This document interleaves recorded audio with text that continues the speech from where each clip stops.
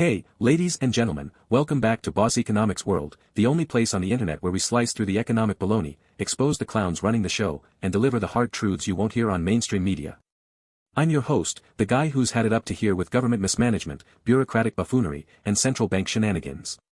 Today, we've got a real doozy. Senators Rick Scott and Elizabeth Warren are teaming up to take on the Federal Reserve, demanding an independent watchdog to hold Jerome Powell and his merry band of money printers accountable. But is this just political theater, or are we finally getting somewhere? Buckle up, folks, because we're diving deep into the Fed's cesspool of corruption, mismanagement, and economic disasters, and trust me, it's gonna get spicy.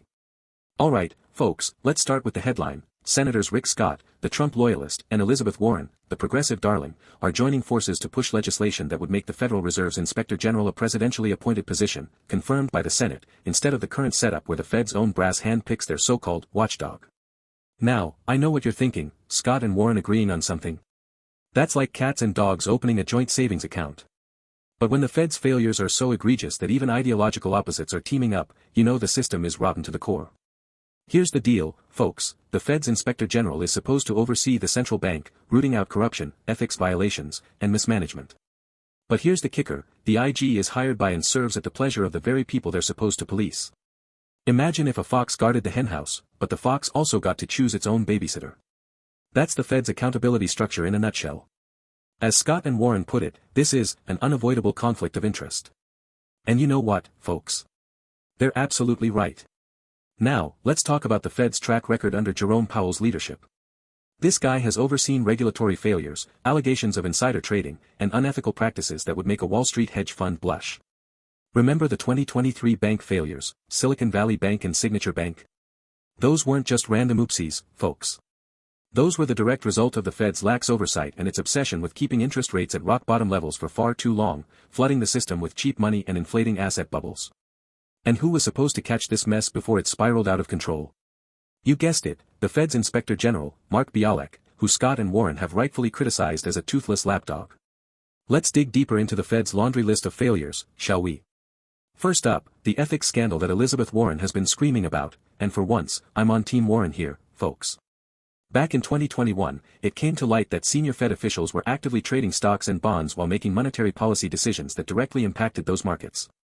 Imagine you're a referee in a football game, but you're also betting on the outcome. Sounds fair, right? That's exactly what was happening at the Federal. And what did Powell do? He issued a few slap-on-the-wrist rules and called it a day. No firings, no real accountability, just a big ol' shrug. But wait, there's more. Let's talk about inflation, the economic boogeyman that's been haunting your wallets for the past few years. Rick Scott has been hammering Powell for stoking inflation under the Biden administration, and folks, he's not wrong. The Fed's balance sheet ballooned to a jaw-dropping $8.9 trillion by mid-2022, thanks to its reckless asset purchases during the pandemic. They were buying up everything, government bonds, mortgage-backed securities, you name it, like a kid in a candy store with daddy's credit card. And what happened when interest rates finally had to rise to combat inflation? The Fed's balance sheet took a massive hit, with unrealized losses estimated at over $1 trillion as of late 2023, according to a report by the American Enterprise Institute. That's right, folks, your central bank is sitting on $1 trillion paper loss, and guess who's footing the bill? You, the taxpayer.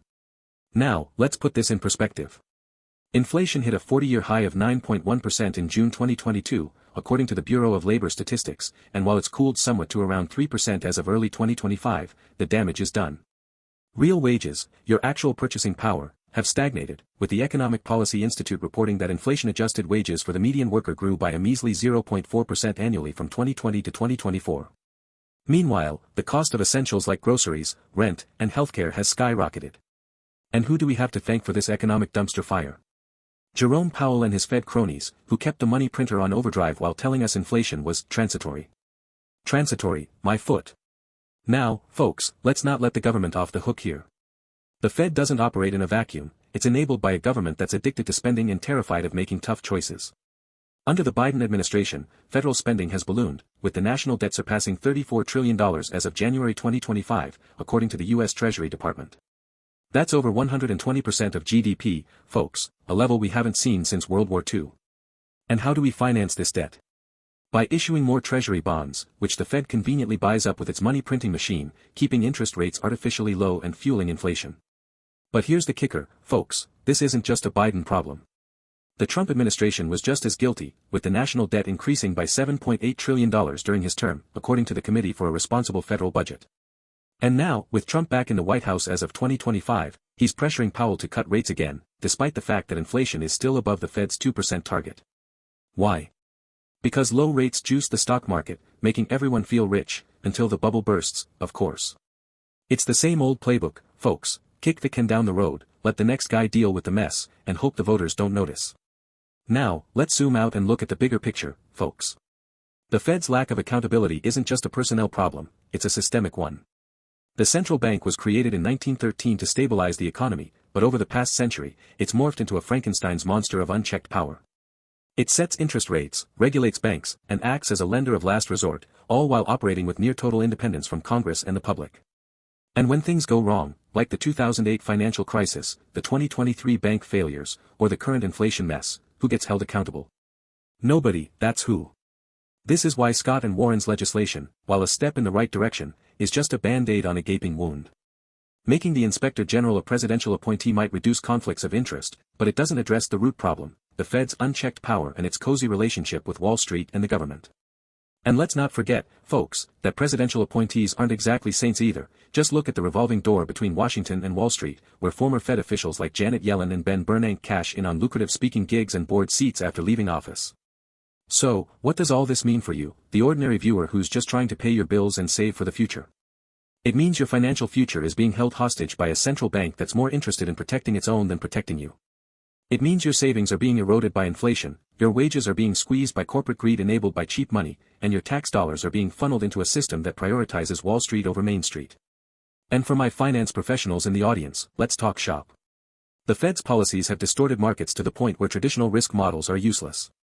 With interest rates manipulated and asset prices inflated, how do you accurately price risk? How do you advise clients when the entire system is built on quicksand? The answer is, you can't, not until we fix this mess. So, what's the solution, folks? First, we need real accountability at the Fed, not just a new inspector general, but a complete overhaul of its governance structure. Congress needs to reassert its authority over the central bank, ending its unchecked independence. Second, we need to stop treating the Fed as a cure-all for every economic problem.